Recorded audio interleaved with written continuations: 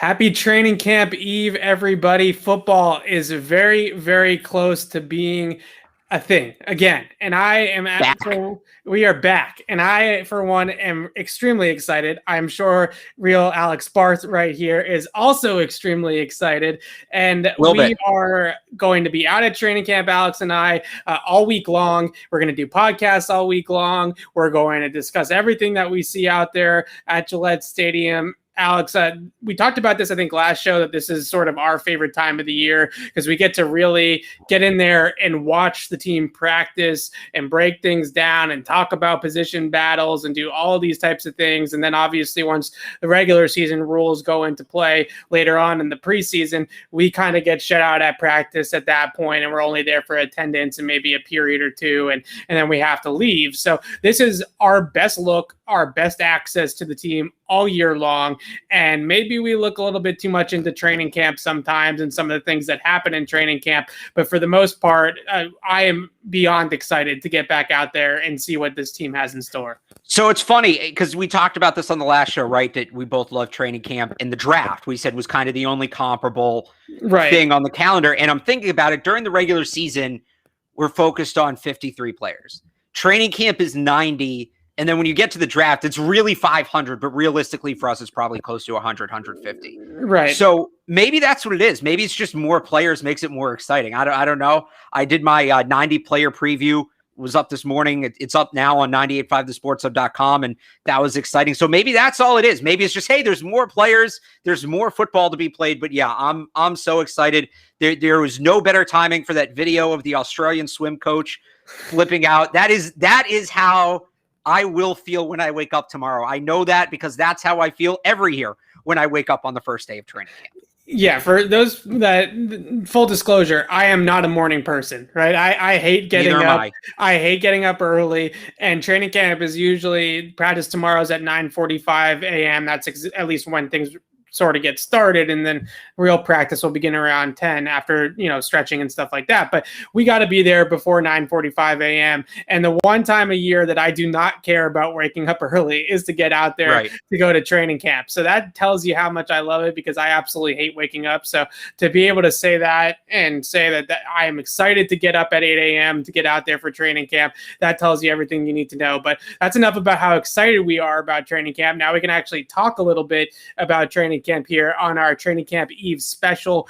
And this morning, we got to speak to Patriots head coach Bill Belichick. We also got to speak with David Andrews, Devin McCourty, and Matthew Slater, some of the Patriots vets getting in front of the media. But I want to start with Coach Belichick, who did confirm that Cole Popovich, he didn't mention Cole Popovich by name, but he mentioned that Carmen Brasillo will be the offensive line coach, and Cole Popovich is obviously not with the team right now. We're going to get to a little bit of news about who else is not with the team, but for the time being, I want to start with this quote from Bill. And I know, Alex, that you're going to tell me that I'm putting on my tinfoil hat and looking too much into this quote, but where I'm going with this. Is it the great quote? No, okay, so it's not his best quote of the day. You can tell the best quote of the day when we're done with this part. But yeah, he was asked directly, I believe it was by Ian Steele, what about the quarterback competition. Is there or will there be an open competition at the quarterback position in training camp? And Belichick went on a pretty typical Belichick answer about how it's a new season. We're all trying to establish our level of play. We're all trying to, build the team up and go out there and do and get better every single day.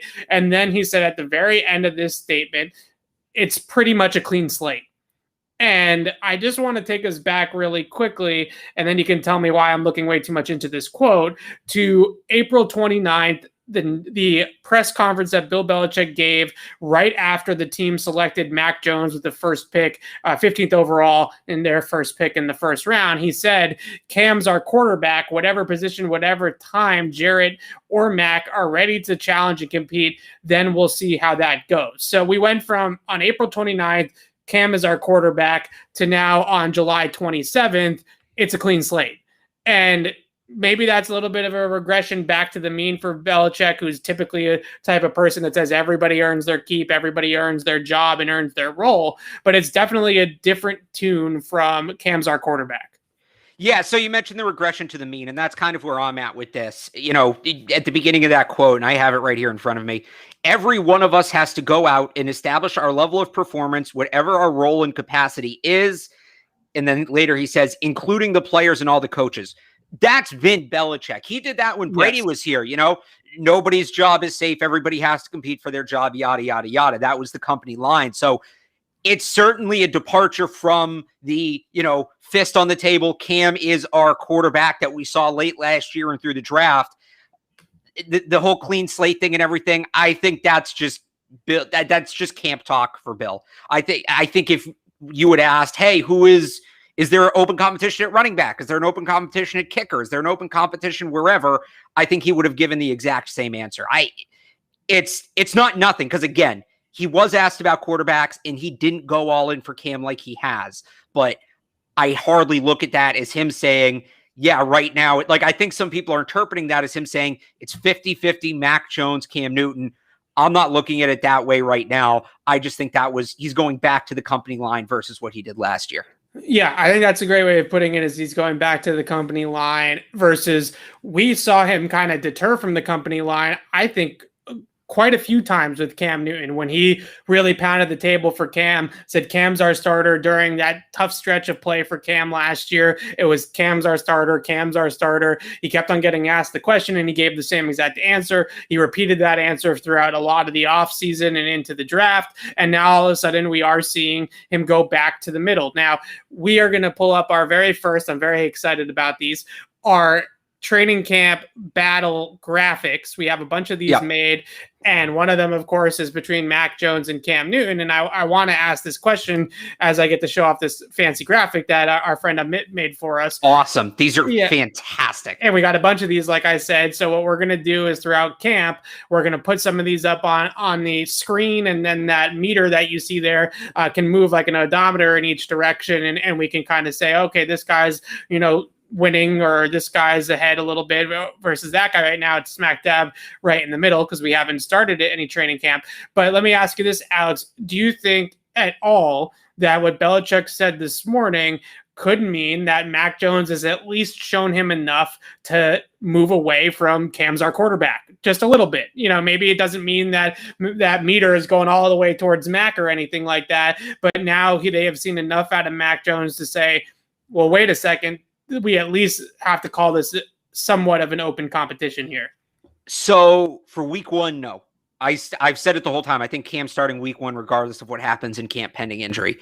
I do think things are like I wouldn't have that meter in the middle right now. I would have it leaning slightly towards Cam. I know we're kind of, you know, from where we started. I do think that Mac is making a push where you're maybe looking at weeks 5, 6, 7 instead of 9, 10, 11. To make that change. So, and I think that's as close as he's going to get. But I do think it is starting to lean in that direction. Yeah, I think it at least suggests that the door is not completely shut. It's not Cam's our quarterback, so it's not completely shut on somebody else, probably Mac, you know, making that door open, right? Making the door ajar a little bit, and at least making the coaching staff consider another avenue for this team. And we've talked about it a whole lot just over the last couple of months since they drafted Mac Jones, of what can Mac do to win the job and what can Cam do to win the job. And I at least think that we have to approach this and say, hey, our camp battle graphic, which I think a lot of people might say, well, he said Cam's our quarterback. Well, now we're at least in a battle. I think it might be already leaning heavily towards Cam, but we're at least in some sort of a battle. All right. So the other things that were said, a lot of it that was said during the player availability, I would say, was about COVID. A lot of the questions were about COVID protocols and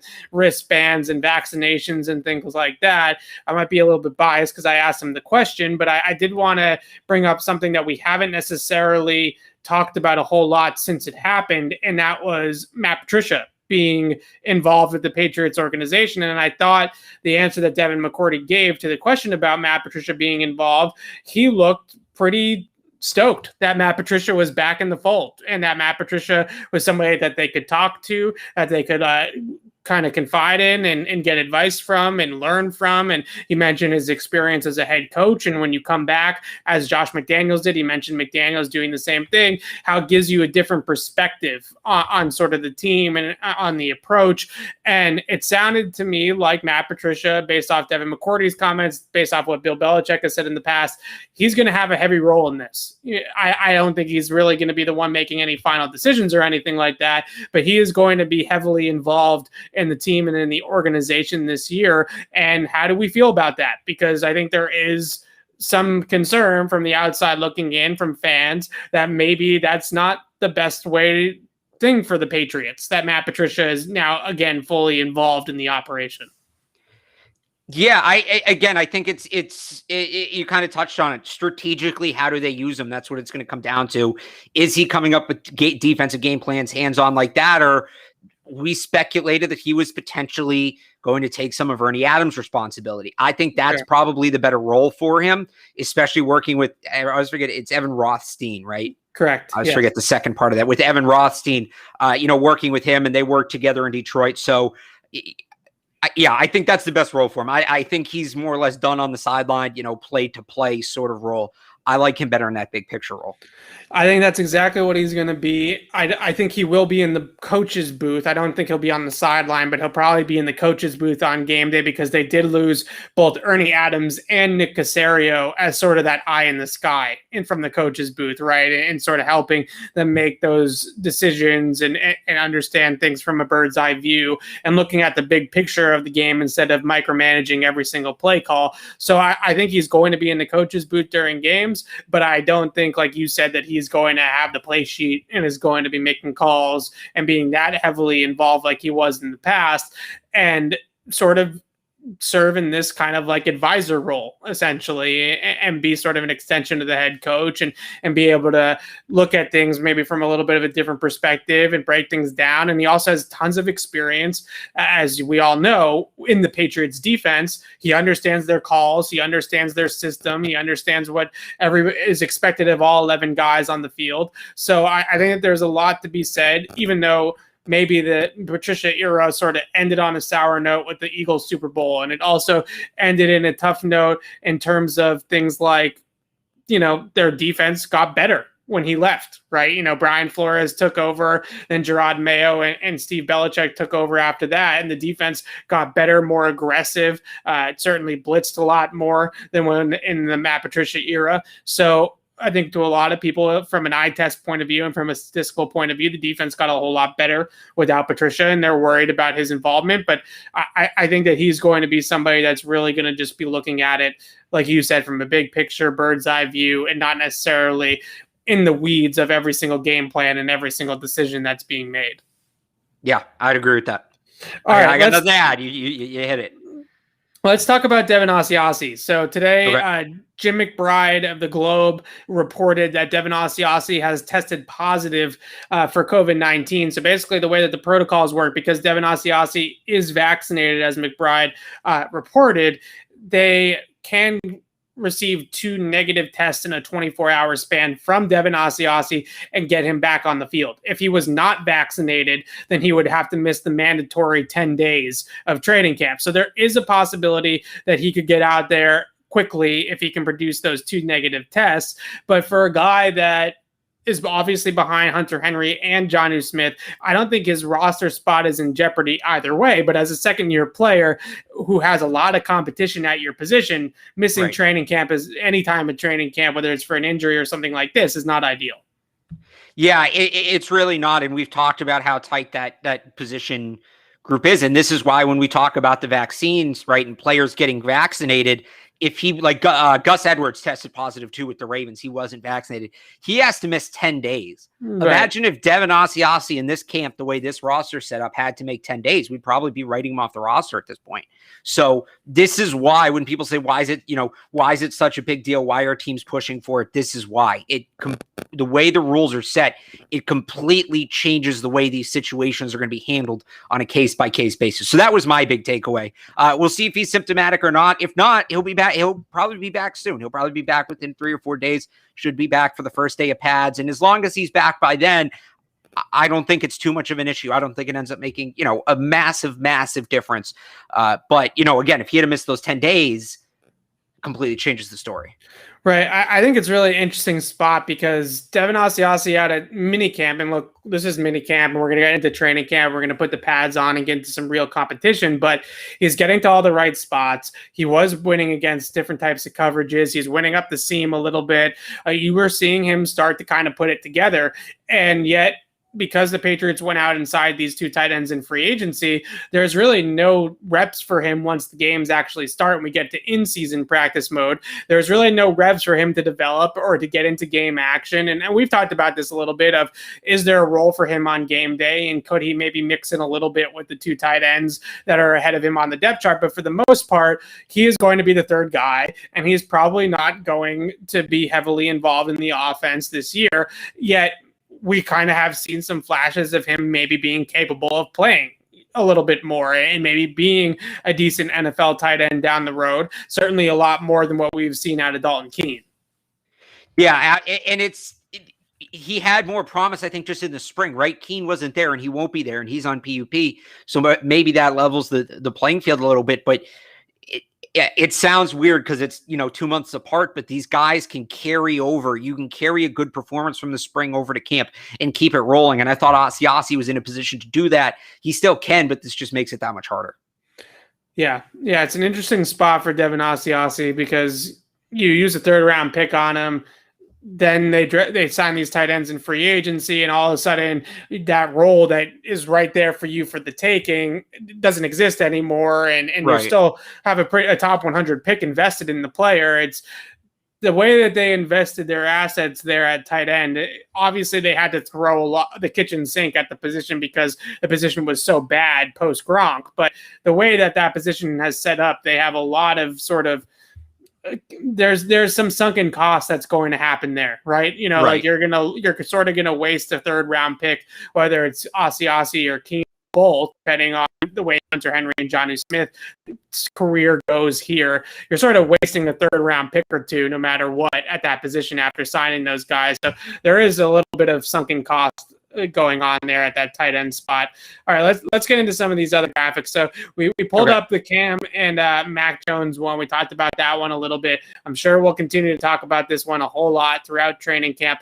We also built a backup quarterback competition. So this one is also really interesting and a very big one. Another player in Jarrett Stidham, who is currently on the physically unable to perform list and will not, at least tomorrow, be out at practice. He won't be out there on Wednesday. He might come back sooner rather than later. We'll see.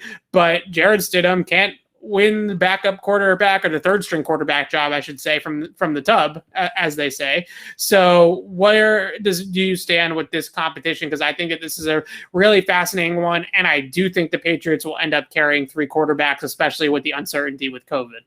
Oh, absolutely. I think I would be very surprised if they don't carry three. That being said, like I said before, right, we're starting with the football in the middle. I was leaning Cam on the last one. This one truly is 50-50. That football, that meter is in the right spot.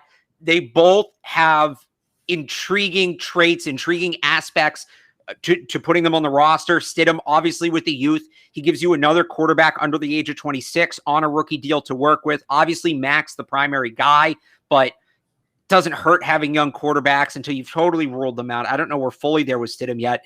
But then with Brian Hoyer, you get the experience. You get potentially another coach for Mac Jones.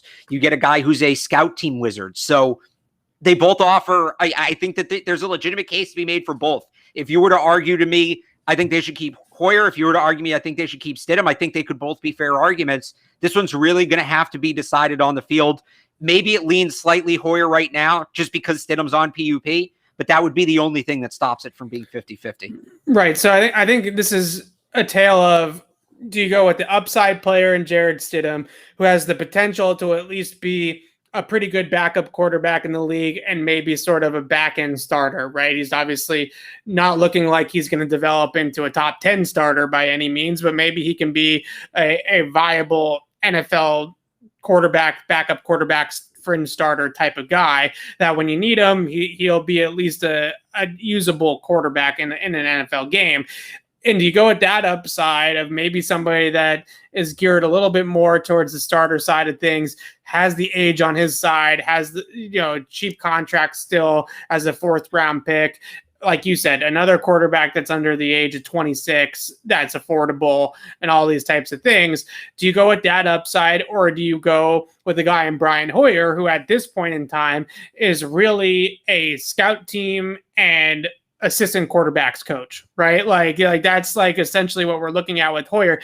If you have to play Hoyer in an NFL game, we saw what that was like last year against Kansas City. You're probably not going to win very many games. I'm not saying you might not necessarily win very many games with Jarrett Stidham either, but there's certainly more upside there with Jarrett Stidham, but you don't have necessarily the floor and the other responsibilities that Brian Hoyer can undertake, like the scout team stuff, like the film study and preparation and all the coaching type of aspects that he brings to the table as well. So what I would say is, because you mentioned Brian Hoyer's upside, but I'll phrase this another way. Which quarterback adds more to Mac Jones' upside? Which guy as the 3rd quarterback helps make Mac Jones better in the long term? That to me it's Hoyer. I don't think there's a debate. It's Hoyer. And that's really all I care about right now, is what helps Mac Jones develop in the long term. So I'm leaning Hoyer. But that being said, if Stidham has a good camp and shows that he maybe has some, like you said, lower level starter upside, that can change. But I think right now it has to be all about who makes Mac Jones better. Yeah, I do also wonder, there has to be some conversation if Jarrett Stidham does have any sort of trade value whatsoever, right? Because if you're talking about, okay, we can keep Brian Hoyer and get a 4th-round pick back for Jarrett Stidham, so it's Hoyer and the 4th-round pick versus Jarrett Stidham, that might make you lean a little bit more towards Stidham. Now, a 4th-round pick seems very rich for Jarrett Stidham, but maybe he does play well in the preseason in some team. Houston possibly really likes him and has some Patriots ties, obviously, and has a influx quarterback situation, to say the least. So maybe that is a landing spot that might be more attracted to a guy like Jarrett Stidham. So you have to weigh that part of it too when you're kind of looking at the odometer, that draft compensation or whatever you might be able to get in return for Jarrett Stidham could push it even further towards Brian Hoyer. So that's another interesting part of this as well. Some of these other camp battle ones that we have are not necessarily about who's going to make the team, sort of similar to the QB1 argument, but more about who's going to get more playing time than the other guy, and camp is obviously the beginning of that. So this one I want to pull up, I think is really going to be a fascinating battle, and that is Jacoby Myers versus Kendrick Bourne, because the Patriots, as we know, are probably going to base mostly out of 12 personnel or 2 tight end sets with Hunter Henry and Jonnu Smith on the field together. And that mostly will mean, I'm sure there will be times where maybe they will go 3 wide receiver, 2 tight end, and go with Jonnu maybe as sort of a backfield option. But for the most part, I think that means that there's going to be 2 wide receivers on the field, and you got to think a guy like Nelson Aguilar is going to be on the field a ton to stretch the field and to bring that speed element. So in that Z receiver position, it kind of leads these 2 guys, Jacoby Myers and Kendrick Bourne, on kind of a collision course, not only for snaps, but also for targets and sort of just opportunity in the Patriots offense, if you will. So where do you lean with this one? And sort of, we can discuss kind of the issue of both these guys are sort of similar in terms of where they want to play on the field and where they run routes on the field. And it's kind of hard to get both of these guys in there at the same time, I would say, when you have those 2 tight ends. Yeah, I'm probably leaning Myers slightly. If you look at the bottom there, I don't think I'm in the green yet. I'm probably in the yellow. But I'm leaning Myers just because he's the incumbent. And in this offense, that's absolutely worth something. So the fact that he's been here for 2 years, Bourne is new. It's nothing against Bourne. I just think that experience helps. That being said, I wrote about this in my 90 questions this morning on 985thesportshub.com. If Myers starts running away with this, look for Bourne to, I'm curious if they're going to try him on the outside at all. Yeah. As sort of a stronger X instead of the faster X to complement Nelson Aguilar. Like that, to me, this battle may not last long. If Myers pulls away, I think they'd be quick to say, okay, Kendrick Bourne, can you play on, let's try hit him on the outside and see what happens there. Yeah, and I've actually spoken to Brad Kelly about this, who's a really smart wide receiver coach actually at the college level, and he does a lot of wide receiver breakdowns and stuff like that. And he had mentioned to me as well the possibility of Kendrick Bourne playing more on the outside, because he kind of felt like Nelson Aguilar and his speed and what he brings to the table might be better suited for the Patriots Z receiver role as well, where he can move different places in the formation, and they can also run him on some of those deep overs or crossing routes and things like that, and not just have him run vertically up the field all the time. Now with the Raiders, he ran a lot more of that vertical route tree, but when he was in Philadelphia, he was a slot guy, right? Now Aguilar was, and he was playing inside, and he was running a lot of deep overs, things up the seams, stuff like that. So he has that element of his game as well. So if a guy like Bourne or even Myers can develop into some sort of outside threat, and we can also discuss, Hunter Henry going out there, or Jonnu Smith going out there, potentially on the boundary some as well, then that unlocks Aguilar to move around the formation and be a little bit more versatile, and that would be good for the Patriots offense as well. But I'm definitely fascinated to see this battle shake out, because I think it's going to be really hard for three wide receivers to see a lot of targets in this offense, with the two tight ends, with James White coming out of the backfield, with the amount that they're probably going to run the football. They're not going to have a ton of ball passes attempts anyways, just relative to the rest of the league. So three wide receivers seeing 75 plus targets in this offense is probably a lofty expectation. So one of those two guys, unless Aguilar completely busts, and I don't think he will, is going to get more targets than the other, considerably more targets and playing time than the other. And I think we're both in agreement that once you take Aguilar off the field, the speed element is completely gone from this offense, right? You got a bunch of guys with the two tight ends probably running in the 4.6s, somewhere in that range. And you're already one of the slowest offenses in the league. Even with Nelson Aguilar out there, you are truly the slowest offense in the NFL if he's not out there. Yeah, I wonder if they've never prioritized speed. I wonder, because if you go out there with Myers, Bourne, and the tight ends, you're playing some real bully ball offense. And I don't necessarily think that's something they'd be afraid of. It's certainly, the lack of speed certainly concerning, but I don't think it's a deal breaker for them. I don't think that will be their primary package unless it has to be, like you said, unless Aguilar just can't make it work. But I don't think they're opposed to using that package relatively often either. Man, I kind of hope that the speed's a deal breaker, because last year when Damiere Byrd is fast, but he's not somebody that teams are game planning for, or defensive coordinators are really thinking about. Aguilar, you hope, is a little bit more of that type of guy. And what was happening last year, as we know, was teams are putting 10, 11, sometimes 11 guys within 10 yards of the line of scrimmage, right? And they were completely clamping down on that running game. Now you add in, okay, we're adding a couple guys into the box, and now we're taking away the middle of the field from the tight ends. And if there's nobody stretching the field vertically or horizontally past 20 yards, then that box becomes really, really, really condensed, both to run the football and to get those tight ends open. So as much as I think the tight ends are obviously going to bring more to the table than the rookies and Ryan Izzo did last year, I don't know. It does feel to me like they need somebody to take those safeties deep a little bit and really get the pressure off of the offensive line and get the pressure off of the running backs just a tad, because last year, certainly Damiere Byrd did not do that one bit, even though he had his flashes and he had his moments. He was not somebody a defensive coordinator or opposing team was losing any sleep over or going out there to really defend.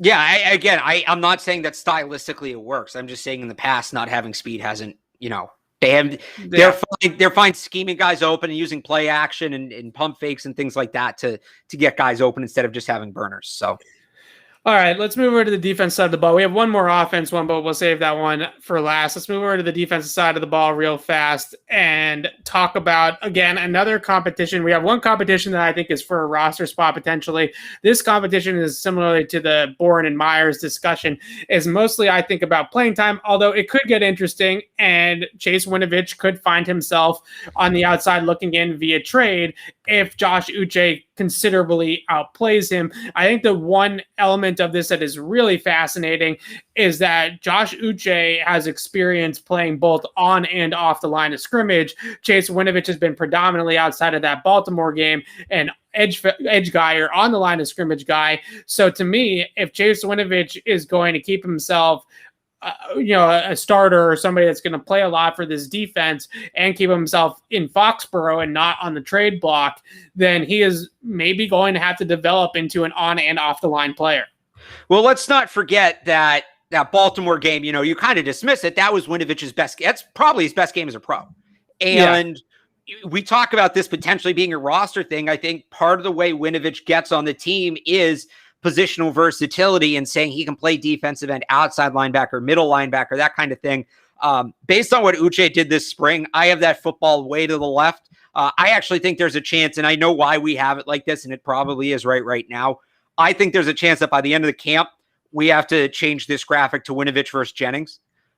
Is the way that might go. But in terms of playing time, that's what's going to come down to. Winovich has to prove he can play a bunch of different, Uche can play all those positions. He can play out defensive end, outside linebacker, middle linebacker. Winovich has to prove he can play those three positions consistently. And if he does that, this is going to get really interesting, and it becomes about playing time. If they don't put him in that spot and he's still just an edge rusher, then it becomes, in my mind, Winovich versus Jennings, and it becomes about playing time. Right. About a roster spot. Right. Because we have Matt Judon and Kyle Van Noy. We're not even talking about the starters technically here, right? We're talking about the guys that are going to rotate in after that. And frankly, Uche brings a lot of the same pass rush prowess or kind of explosiveness that Winovich brings, right? He can rush the passer and come off the line of scrimmage and be that guy to turn the corner and get after quarterbacks. I don't know if we can say just as well as Winovich at this point because we haven't necessarily seen it in the NFL as much as we've seen Chase Winovich do it in the NFL. But I think it's certainly trending in the direction that Uche is going to be as big as a leg off the scrimmage or off the ball as Winovich is, right? And then he also brings the element of being able to play from inside linebacker positions and more traditional off the line spots. So he, in my mind, Uche likes to compare himself a little bit to Dante Hightower. He says that that's sort of the role that he envisioned himself playing in the NFL. I also think he's got a little bit of Kyle Van Noy to his game. He might not have as much sort of physical hit power as Dante Hightower does and sort of that physical nature, but he's a little bit more athlete, and maybe that kind of goes a little bit more towards where Kyle Van Noy is in that type of player. Either way, a good player. And if he can be that versatile guy, he can be a guy that maybe is a little bit sturdier on the edge. He can just do a whole lot more on the defense than Chase Winovich can, and he can do Winovich's best thing, which is rushing the passer. If not equal, maybe a little lesser, but it's 75% of, and maybe even equal or better if he develops into that kind of player. Well, that's why I'm saying if Winovich can prove to be more against the run, and we saw he struggled against the run setting the edge, but as a middle linebacker, if he can come downhill and stop the run, which he was doing against Baltimore, it reopens that conversation, doesn't it? And all of a sudden, the dynamic between him and Uche is very different. So that to me is one of the first things I'm going to look for when the pads come on is where is Winovich playing? How does he look against the run? Yeah, I think that's a huge one. And he did bulk up this offseason. He's been in the Foxborough area. Did you see the picture? Did you see the picture of him the Patriots put out of him arriving to training camp? Does he look good? He looks like he just walked out of the woods for the first time since the season ended. That's great. You got to check it out. Yeah, he's embracing the New Hampshire lifestyle. Does he look good in shorts? Does he pass the eye test of the offseason? You know what? I couldn't get past his beard. I didn't even notice if he was wearing shorts or not. He probably was. It was like 90 degrees today, but yeah. Well, we're all going to go out there tomorrow morning and everybody's going to get, the body shamed, right? Like, how does all these guys look? Do these guys look like they're in shape? Do they look like, does one guy look like he packed on muscle? Does one guy look bigger? Guy like Winovich has talked about Rob Ninkovich's influence on his game and how Ninkovich said to him, hey, if you're going to stick here and you're going to continue to make this team, you're going to have to be sturdier on the edge and be able to set that edge of the defense against the run. And you're going to have to play. Winovich was playing around 240, 245. He's going to have to be closer to 255, 260 to truly play that 3-4 outside linebacker spot that Bill Belichick wants him to play. So he's going to have to be bulkier, bigger, sturdier, whatever word you want to use. And that's something that he's been focused on this offseason. So hopefully he does pass that little eye test there tomorrow. All right, let's wait. If you want to share the picture, I have the picture here. Oh, okay. All right, here we go. I like this. Good. Look at that. There you go. Look at that. Embracing the New Hampshire lifestyle, as you mentioned. That's definitely New Hampshire through and through. I like the sweatshirt. Where did he get the sweatshirt from? I don't know. It's a good one, though. That is a good one. I wonder where he got that. All right. Yeah. Let's move on to this other edge rusher linebacker competition that we had jotted down here. And this one, you mentioned one of the players already, but Anthony Jennings versus Ronnie Perkins. This one I think is really, they're probably, look, they're at least 4 deep at edge with the 2 guys that we just talked about, and Judon and Kyle Van Noy. Maybe they can get room for both of these guys on the roster. Maybe a guy like Ronnie Perkins, who's in for a really steep learning curve here and is a rookie, has sort of a redshirt year, and they use Jennings, who has played in the kicking game some and has been able to be available on special teams. But does Ronnie Perkins push Anthony Jennings off the roster? Do both of these guys have a roster spot? It is interesting, 2 third-round picks in back-to-back years. It's certainly interesting. And this one, it's tough here where we're doing 1 versus 1 because this one ties into that last one we talked about. I forget if we have a graphic for this or not. The Raekwon McMillan, Terez Hall. We didn't do that one, but that's one we can get into it once camp starts to heat up a little bit. Right. So they're all going to tie in. With this one, I just think Perkins was drafted very raw. I think he's a project player. I think he's a guy that you're looking at a 2 to 3 year window where he's going to start contributing on a regular basis. I give Jennings the edge here. I probably give Jennings a solid edge here. I'm not in that dark green on the meter if you look at the bottom, but I'm probably in that right between that first and second shade of lime green. I'm probably right about there for Jennings on the right side. It's really interesting with Anthony Jennings because last year was a tough rookie year for him, I think, when he was playing on defense. It looked like the game was moving a little bit faster than his brain was moving, his processing, his ability to keep up at that level. The reason why I say that is I didn't necessarily think that he physically looked out of place, but I thought mentally he was a step or 2 slow, which caused him to look slow physically, right? And that's going to have to catch up for him in order for it all to come together and for it to click for him. So I think he's got the physical ability. I think he's got the play strength and the play speed to be able to hang at this level. But last year as a rookie, he was sort of swimming in it mentally. He struggled with it mentally, and that caused him to kind of play really slow and kind of look like he had quicksand, or cement feet, I should say. And that was a concern for a lot of people. But you're willing, it sounds like, and I'm not necessarily disagreeing with you, but you're willing to give him the benefit of the doubt that he can turn it around in his second year, at least more so than Ronnie Perkins, I guess, can sort of break in as a rookie and be able to play right away.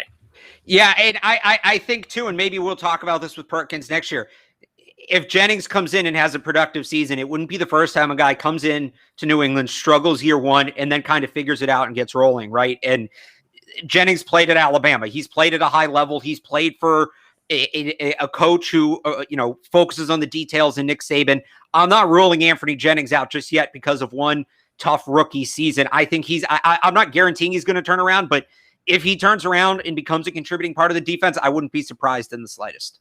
Yeah, it's a really cool defense to discuss because there are so many different combinations of players and so many possibilities of this guy could emerge, that guy could emerge. We just talked about the linebackers today. There's all these sorts of competitions on all 3 levels of the defense. And I think in a lot of ways, and we're going to get back to that very last position battle that we wanted to discuss today. And I also want to circle back to the quarterbacks and answer a few of these questions that I've seen in the chat. But I think in a lot of ways, the challenge for Bill Belichick. Last year, the challenge was we don't have the talent, right? We don't have the depth on the roster. We don't have the top end talent. We don't have the team to really compete at the highest of level.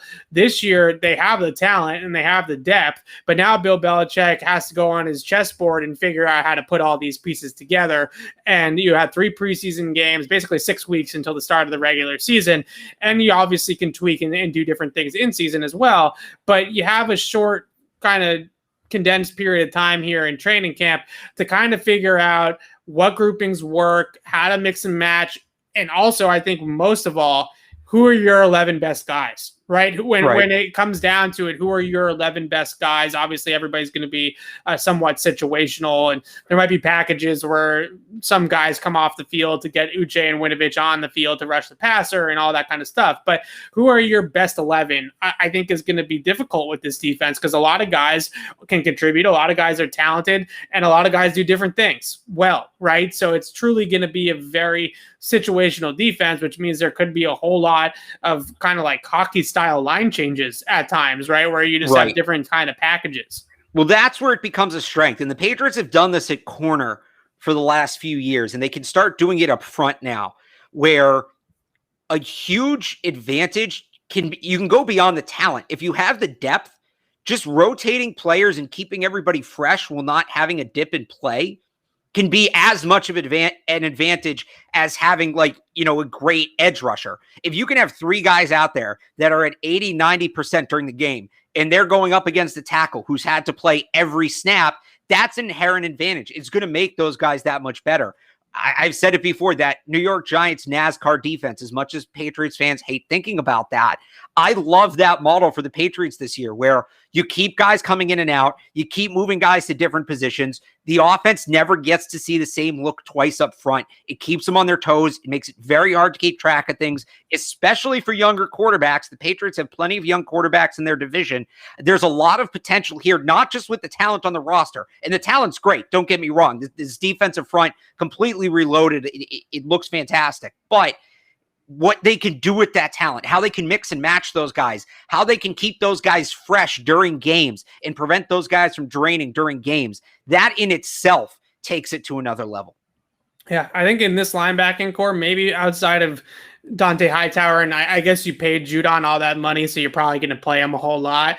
Like there are going to be a lot of guys that are not playing, over 50, 60% of the snaps, right? I think there's going to be a lot of rotating. There's going to be a lot of keeping guys fresh, but also just situationally getting guys into the right positions and getting the best guys on the field for a 3rd and 8, right? If it's 3rd and 8, maybe one of the defensive linemen or 2 of the defensive linemen, guy like Lawrence Guy is obviously probably not going to be out there on a 3rd and 8, but maybe, Van Noy, if Winovich or Uche is having a really good pass rush year and is productive in the pass rush, maybe they bring him out and put a more productive guy in, things like that. It's going to be really fun. The 2019 defense was sort of like that, right? They definitely had some depth there, certainly at linebacker, and had ability to mix and match. But I think even more so, this defense has depth that maybe even goes beyond that 2019 team, which is saying a lot, I would say. Yeah, no, I think this team has more. I mean, I guess that team had Jamie Collins, and there's so much experience on this team. I think that's the thing. They're going to have that mental edge, that mental element where they'll have seen a lot of what they're going up against before. Things like that, I think, add to it. Okay, so let's take some of these questions. If you have questions, we will just drop them in the chat, and we'll answer as many as we can over the next 15, 20 minutes or so to wrap up the hour here. So I want to start with this question because I think it's a good question, just sort of discussion to kind of help people understand this. Why is it that sitting Mac is the right thing to do? Because I think a lot of people believe this, right? That sitting the rookie quarterback, having him hold the clipboard, having him learn under the veteran, and the Alex Smith, Patrick Mahomes model, or whatever you want to call it, is a good thing. On the other hand, I do think that there is an argument to be made that the Chiefs actually made the wrong decision by doing that in a way, because who the heck knows how good Patrick Mahomes would have been as a rookie, right? Like maybe they would have had an even better football team if Patrick Mahomes had played that year. So I think it works a little bit both ways, but why sit Mac? Like what's the argument to sit Mac other than the fact that maybe Cam is still the better quarterback? Because you don't draft Mac Jones for the 2021 season. You draft Mac, and I'm a big proponent of sitting him. It doesn't necessarily have to be the whole year. I wouldn't start him week 1. You're not drafting Mac Jones for the 2021 season. That's not how this works. It's not fantasy football. You're not building the roster for 1 year and then scrapping it. You want Mac Jones to be a top-level NFL quarterback for the next 8 to 10 to 12 to 15 years. The plan this year should be to do whatever it takes to make that long-term projection look better. If you mentioned Mahomes, right? And you said, okay, well, what if he had been great that rookie year? What if he had sucked? What if he wasn't ready? What if there were things he picked up in practice that made him the guy he is? And then all of a sudden you've thrown a first-round pick out the window. Look at Josh Rosen. And I know people are going to hear me say that and go, oh, Josh Rosen sucks. Why would you even bring him up? Well, part of the reason Josh Rosen sucks is the Cardinals put him behind one of the worst offensive lines in NFL history, and he got the crap beat out of him. He tried to overcompensate for it. He developed bad tendencies, and he's still trying to unlearn those tendencies. He wasn't bad because of the way he progressed up to that point. It was starting in that offense that wasn't right for him yet that made him a bad quarterback. If you do that with Mac Jones, if you rush Mac Jones just because you think, Cam Newton, like if that's the question to me, why should he start? Oh, because he's better than Cam Newton? I'll go 2-6 over the first 8 games this year if it means Mac Jones is a better quarterback for the next 10 years. If you won't trade half a season this year for the 10 to 15-year window, I don't know what the hell you're talking about. You don't know what the hell you're talking about. You're not in the right state of mind. The whole goal needs to be what's best for Mac Jones. He should not start until he's ready, because if he starts before he's ready, he is going to make mistakes. He's going to try to overcompensate for those mistakes, and that's how bad habits develop. You want him making those mistakes in practice so the coaches are right there. They can fix them, and he can work through them instead of throwing an interception on national television and coming out for the next drive and panicking. It's not to say Mac Jones is mentally soft. That's not to say he can't learn. This is true for anybody who does something new. Any job, they're going to train you before they put you out there. Is training camp enough time for Mac Jones to learn everything he needs to learn to be an NFL quarterback? I don't think it is. I think most rational people would argue it's not. Let him get all the information, all the practice he needs, so when he does finally start, he doesn't have to panic. He doesn't develop bad habits. He can just go out there and throw the football.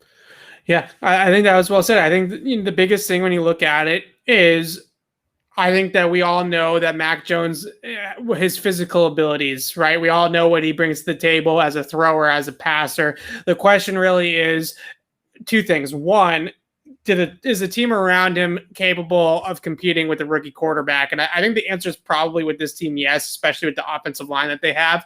But I think the second question really is, what about him mentally, right? Is he mentally ready to read a defense, read his keys, get the ball out to the right place, not turn the football over? Because what ends up happening on a lot of these young guys is it snowballs on them, right? Similar to the situation that you just mentioned with Josh Rosen, is that Josh Rosen completely stunk. It completely snowballed on him. He wasn't ready for it. He wasn't ready for to be the starting quarterback in the NFL quite yet.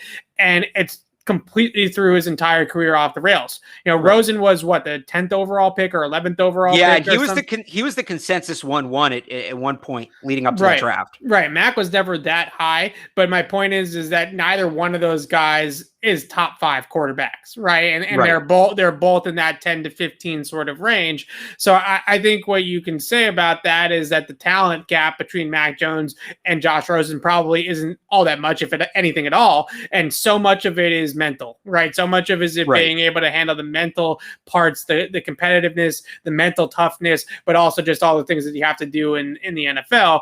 And you don't, like you said, you don't want just to get Mac Jones out there sooner rather than later. You don't want to ruin his entire development as a quarterback. If you want to go way back, a guy like David Carr, he really suffered because the Texans stunk around him, right? His offensive line got him killed in his rookie season, and that messed with him. The Patriots offensive line isn't going to be that bad, but at the same time, you just don't want to throw him out there to the wolves before he's ready, because you don't want to disrupt the entire development of his career.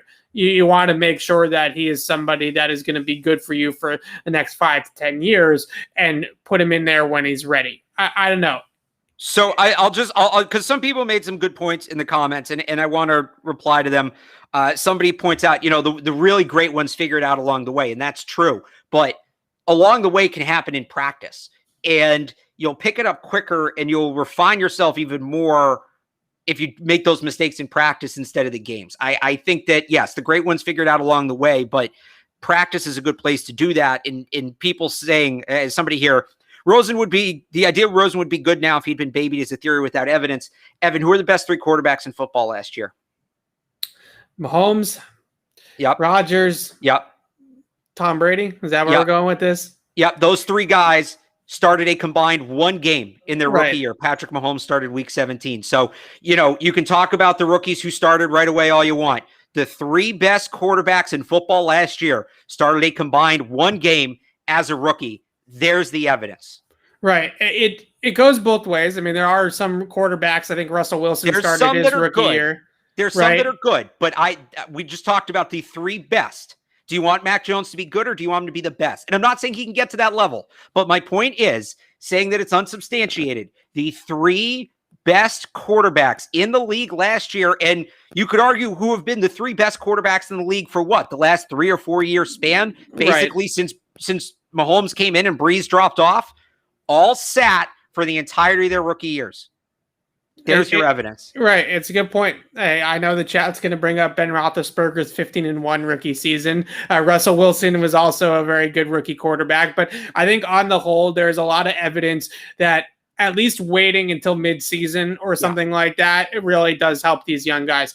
All right, we did the defensive preview a few weeks ago, but we didn't, or maybe last week it was, I don't remember, 2 weeks ago. We didn't, we were running long, so we kind of had to speed through the safety section of it. And I do want to bring up this point about Kyle Duggar, the legend, as he likes to call himself here, saying that Kyle Duggar is his breakout Patriot to watch, right? And I do wonder, there's a lot of Kyle Duggar hype. I mean, let me put it that way, right? There's a lot of hype out there right now for Kyle Duggar, but I'm on board, I think, but I am curious to debate this a little bit about what he needs to do to kind of make that leap, because right now everybody's under the assumption that this guy's going to be an absolute force in his second season. So I think that there's two ways Kyle Duggar could leap, right? I think one is you put him in the box. He's a box safety. You kind of try to turn him into Jamal Adams, right? Right. And that's the prototype. And I don't know that he gets that far. I think he could. And you just try to make him dominant in that sense.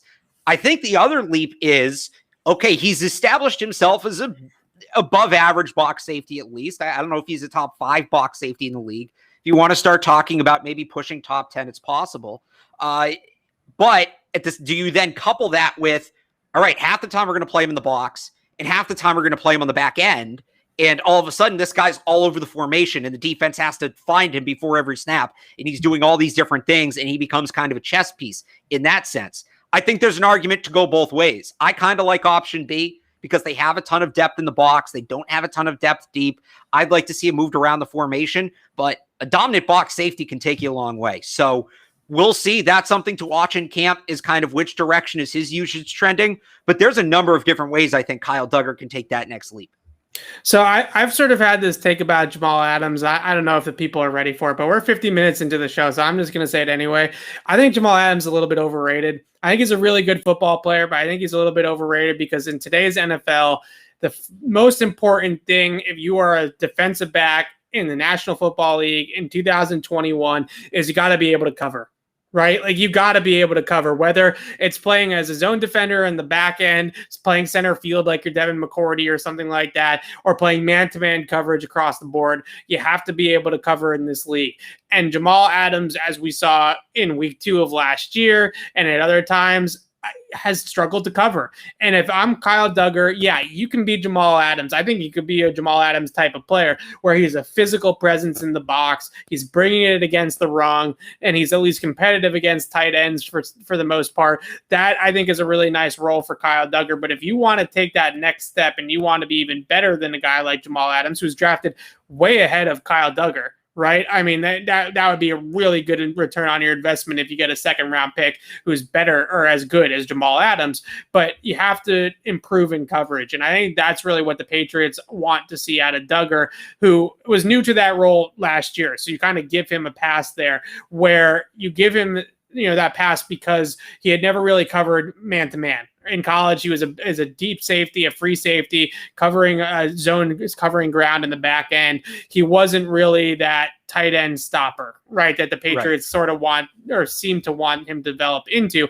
But I also, as I've been preaching all offseason, really hope that they allow him to roam a little bit more at the intermediate level, play a little bit more as a zone defender, and allow him to just read quarterbacks. So the guys he's been watching are Troy Polamalu and Rodney Harrison. And both of those guys are great sort of examples, I think, for Duggar, because both of those guys had great instincts, right? And just great feel for the game, and could just go out there and read QBs, read out route combinations, jump throwing lanes, get interceptions, get pass breakups. Polamalu, I mean, no, Rodney Harris is a really good player too, but Polamalu was the king of just kind of coming out of nowhere and picking off passes. And he was a really good both intermediate and deep zone defender.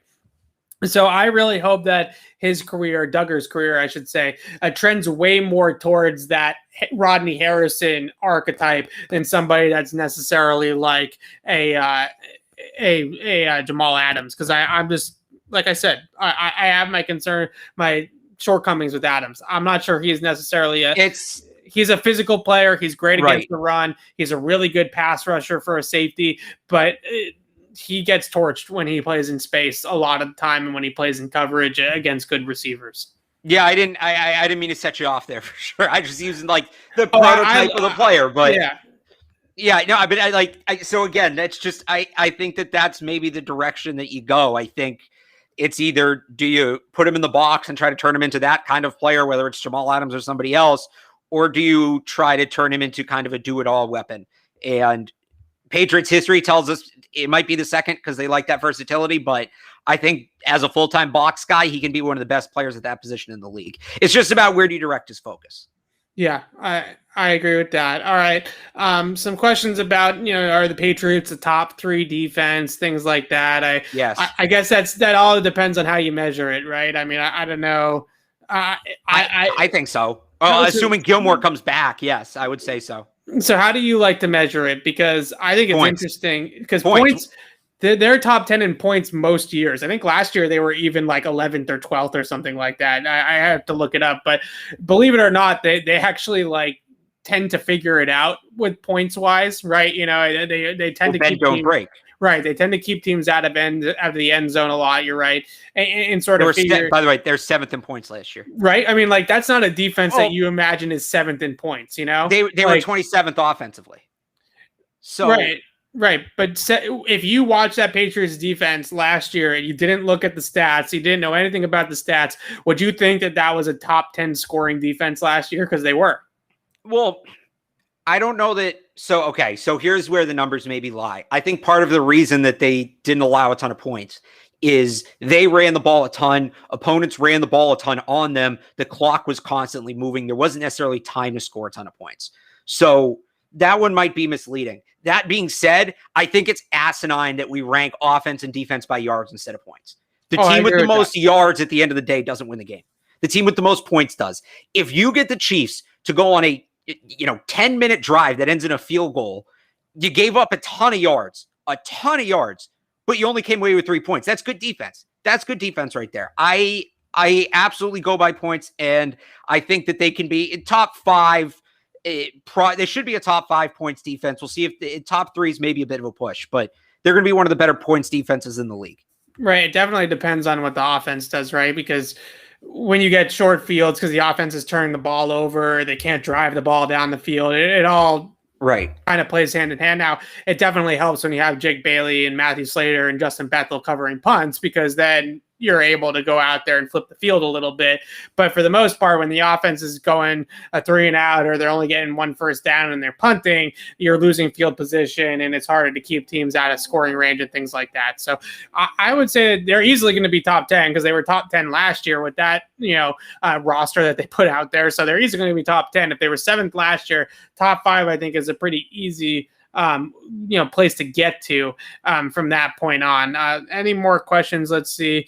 Didn't we have a couple more meters, or were we saving some? Oh, you're right. I think I forgot the very last meter, so we can do that right now.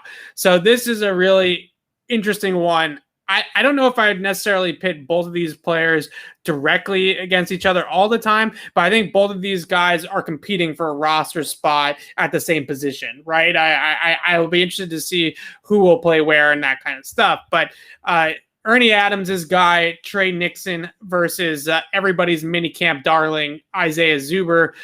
It does feel like if N'Keal Harry is here, then maybe both of these guys could get on the roster if they carry 6 wide receivers. If N'Keal Harry is not here, excuse me. Yeah. Yep. If he is here, it's going to be really, really tough for both these guys to make the team. So this is a really interesting one. I think both of these guys are definitely on the bubble. As Bill Belichick would hate that term, but we're going to use it here.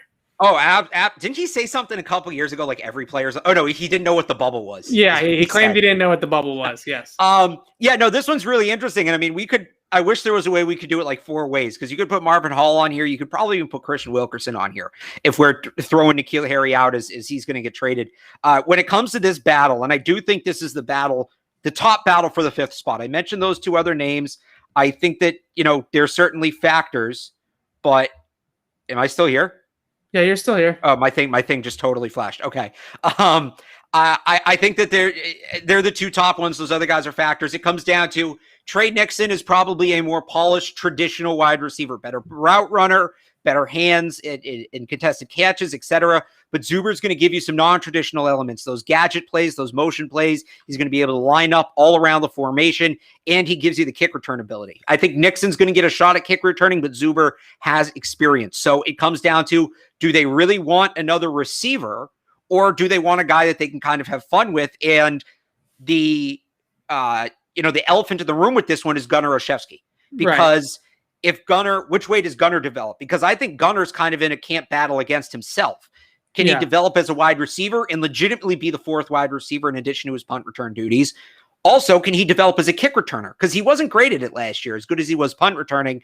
But if his kick returning is as good as his punt returning, it doesn't really matter if he's as good of a wide receiver, because it opens up a wide receiver spot because you don't have to carry the extra kick returner. So if Gunnar's leaning more towards receiver, that probably helps a guy like Zuber.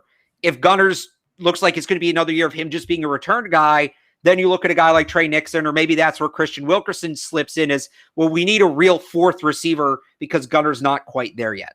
Yeah, that's a good point. And I love Isaiah Zuber's skill set for a depth guy, right? If you're going to be a 4th or a 5th receiver, the ability to stretch the field a little bit, contribute on special teams as a kick returner, and on gadget plays on offense, on end arounds, jet sweeps, reverses, whatever.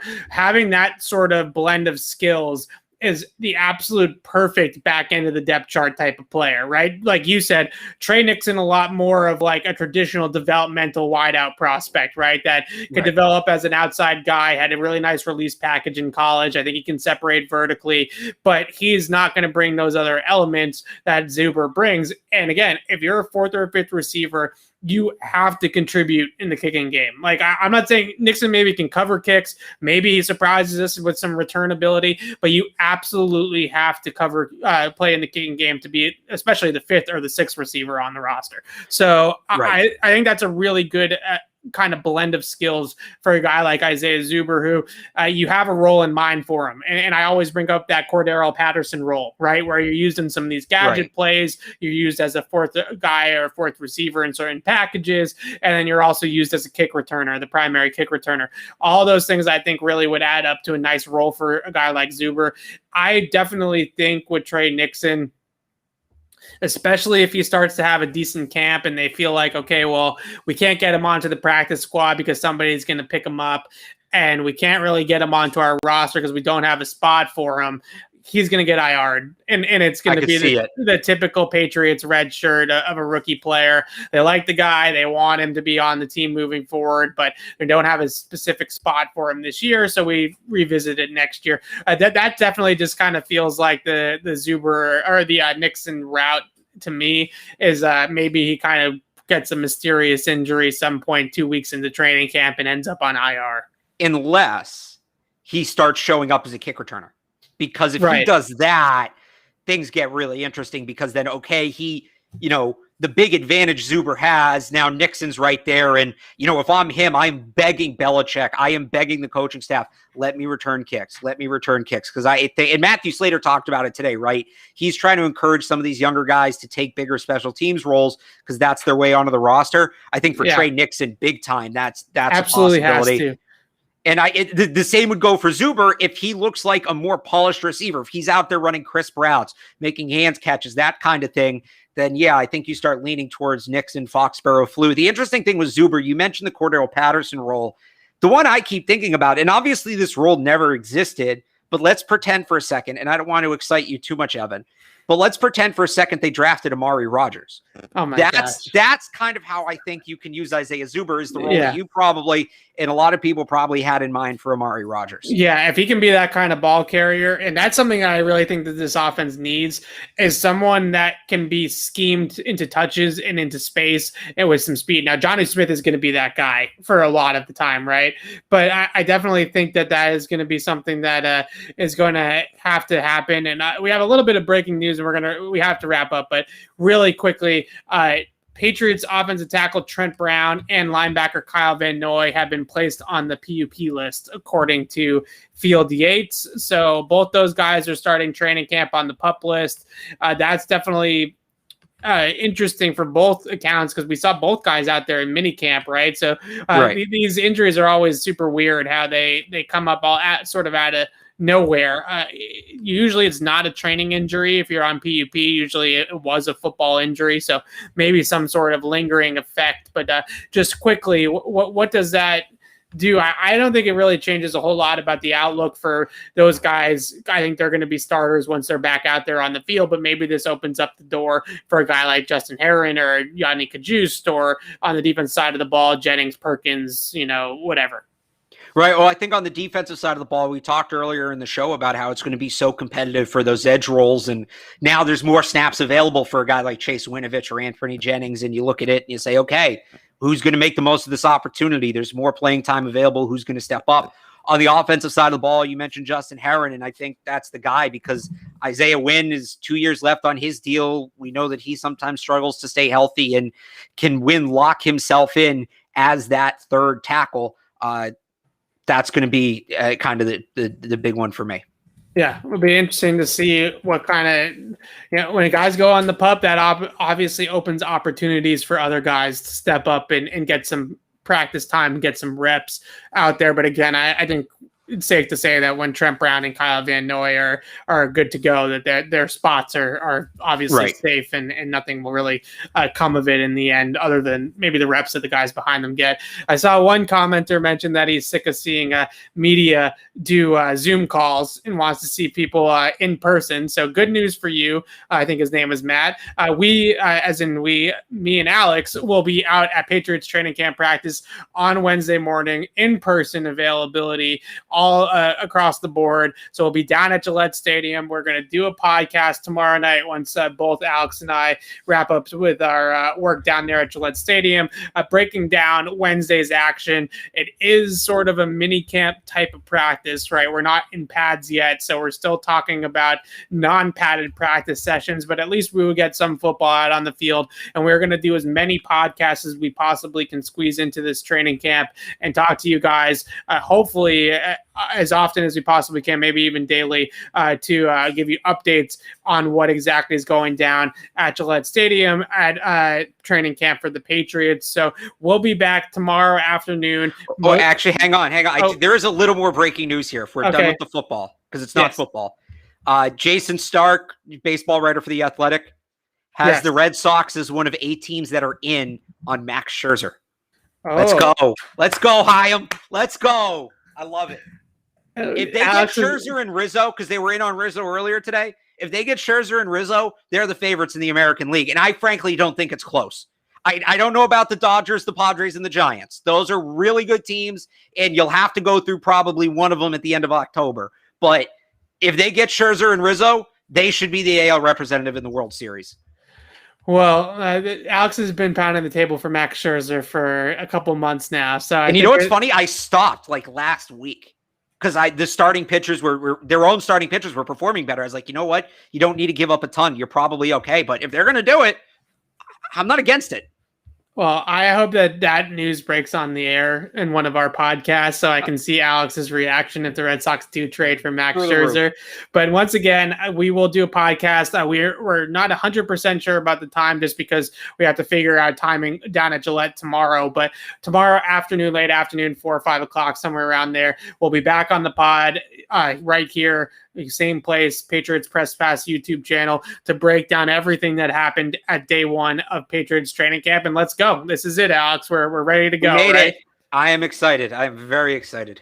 I'm very excited as well. So until tomorrow night, signing off for Alex Barth, I'm Evan Lazar. Thanks for watching, everybody.